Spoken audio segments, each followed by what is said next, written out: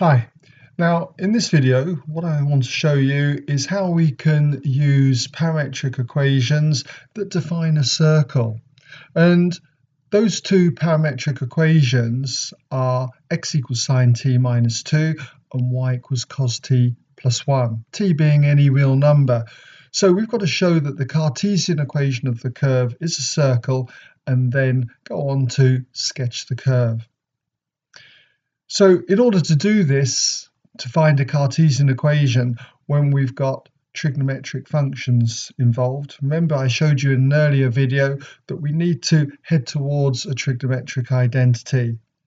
And that identity that we're going to be working towards is sine squared t plus cosine squared t is identical to 1.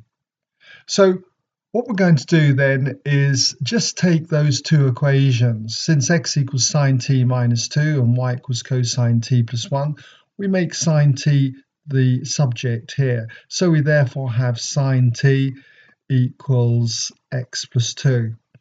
And similarly from this one, y equals cos t plus 1, if we subtract 1 from both sides, we end up with the cosine of t equals y minus 1. And if we fall back on that identity, sine squared t plus cosine squared t is identical to 1, then we can substitute these values into this identity. And we therefore have that sine t, which is x plus 2, if we square that, we've got x plus 2 all squared, plus cos squared t, which is y minus 1 all squared, and that is now going to be equal to 1.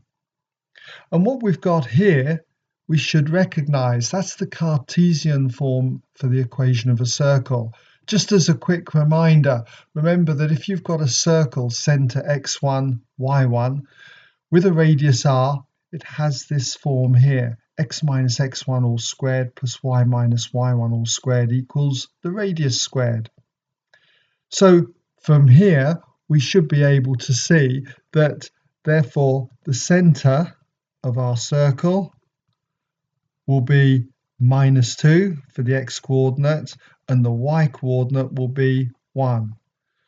The radius squared is going to be equal to 1, so the radius will be the square root of 1, which is 1. Okay? And so we just need to sketch a circle then with a center minus 2, 1 and a radius of 1. And it's going to look something like this.